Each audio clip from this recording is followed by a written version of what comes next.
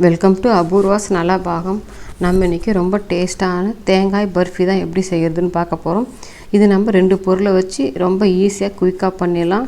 சின்ன குழந்தைங்கலேருந்து பெரியவங்க எல்லாருமே விருப்பமாக சாப்பிடுவாங்க. இப்போ அந்த தேங்காய் பர்ஃபி எப்படி செய்யலான்றதை பார்க்கலாம்.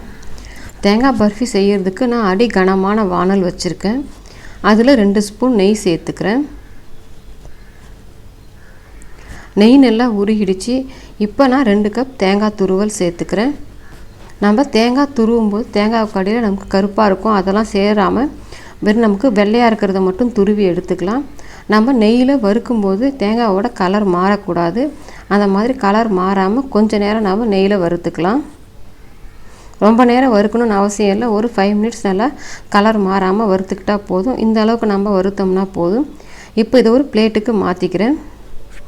நான் அதே கடாயில் 2 கப் தேங்காய் துருவலுக்கு 1.5 கப் சர்க்கரை சேர்த்துக்கிறேன். 1.5 கப் சர்க்கரைக்கு 1/2 கப் தண்ணி சேர்த்துக்கிறேன். நம்ம தண்ணி சேர்த்துட்டு நல்லா மிக்ஸ் பண்ணி விட்டுடலாம். நமக்கு இதுக்கு பாகுபதம் அப்படிலாம் எதுவுமே இல்லை. நமக்கு சர்க்கரை ஜஸ்ட்டு கரைஞ்சி கொதித்து வந்தால் போதும். இப்போ நான் இதில் ஒரு சிட்டிகை உப்பு சேர்த்துக்கிறேன். நம்ம என்ன தான் ஸ்வீட் செஞ்சாலுமே கொஞ்சமாக உப்பு சேர்த்தோம்னா தான் நமக்கு அந்த ஸ்வீட்டோட டேஸ்ட்டு முழுமையாக கிடைக்கும். உப்பு சேர்த்துட்டு நல்லா மிக்ஸ் பண்ணி விட்டுக்கலாம். நம்ம சர்க்கரை கொஞ்சம் கரையிற வரைக்கும் நம்ம கலந்துக்கிட்டே இருக்கலாம். பாருங்கள், சர்க்கரை கரைஞ்சி கொதித்து வந்துடுச்சு. இப்போ நம்ம ஏற்கனவே நெய்யில் ஃப்ரை பண்ணி வச்சுருந்த தேங்காய் துருவலை சேர்த்துக்கலாம்.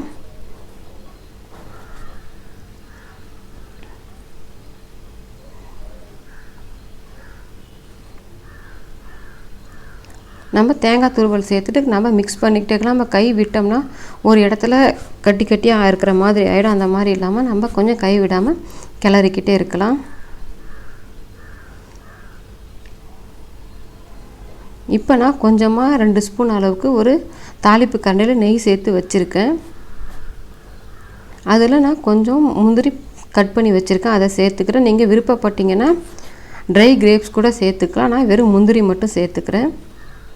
நல்லா முந்திரி கோல்டன் கலர் வர்ற வரைக்கும் ஃப்ரை பண்ணிக்கலாம். முந்திரி கோல்டன் கலர் வந்துருச்சு. இப்போ நாம் அந்த தேங்காவோட சேர்த்துக்கலாம். சேர்த்துட்டு நல்லா மிக்ஸ் பண்ணி கிளறிக்கோங்க. நமக்கு இந்த சர்க்கரையில் இருக்கிற தண்ணி கொஞ்சம் ட்ரை ஆனால் போதும், நம்ம எடுத்துடலாம். இன்னும் கொஞ்சம் நேரம் கிளற நமக்கு ரெடி ஆகிடும். ஒரு 5 நிமிஷத்தில் பாருங்கள், நல்லா தண்ணியெல்லாம் வற்றி நல்லா வந்துட்டுருக்கு.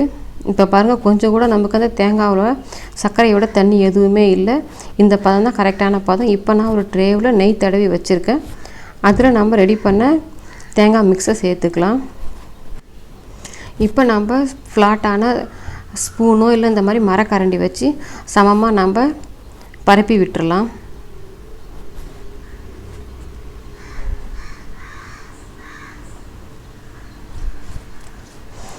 பாருங்கள், சமமாக ரெடி பண்ணி வச்சுட்டேன்.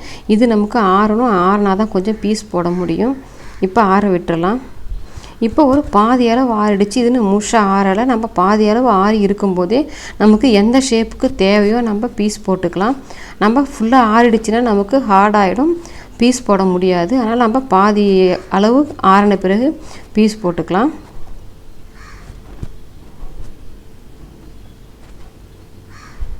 இப்போ நான் பீஸ் போட்டு வச்சுட்டேன். இது நம்ம இப்போ பிளேட்டை விட்டு எடுக்க முடியாது. இது ஃபுல்லாக ஆறின பிறகு தான் எடுக்க முடியும். ஆறட்டும். பாருங்கள், இப்போ நம்ம பீஸ் போட்டு வச்சுருந்த தேங்காய் பர்ஃபி ஃபுல்லாக ஆறிடுச்சு. இப்போ நான் ஒரு தட்டுக்கு மாற்றிடுறேன். நம்ம நெய் தடவி ஊற்றிருந்ததால் பாருங்கள், கொஞ்சம் கூட ஒட்டவே இல்லை, அழகாக வந்துருச்சு. இப்போ நம்ம ஒவ்வொன்றா எடுத்து செப்பரேட் பண்ணி எடுத்துடலாம் ஒவ்வொரு பீஸையும். ரொம்ப டேஸ்ட்டான அருமையான தேங்காய் பர்ஃபி ரெடி ஆகிடுச்சு. நீங்களும் உங்கள் வீட்டில் ட்ரை பண்ணி பாருங்கள். ரொம்ப டேஸ்ட்டாக இருக்கும். குழந்தைங்களாம் விருப்பமாக சாப்பிடுவாங்க. ட்ரை பண்ணி பாருங்கள். லைக் பண்ணுங்கள், ஷேர் பண்ணுங்கள். அபூர்வ நலபாகத்துக்கு சப்ஸ்கிரைப் பண்ணுங்கள். கூடவே பெல் பட்டனை கிளிக் பண்ணுங்கள். அப்போ தான் என்னோடய அப்லோட்ஸ் எல்லாம் உங்களுக்கு உடனடியாக கிடைக்கும்.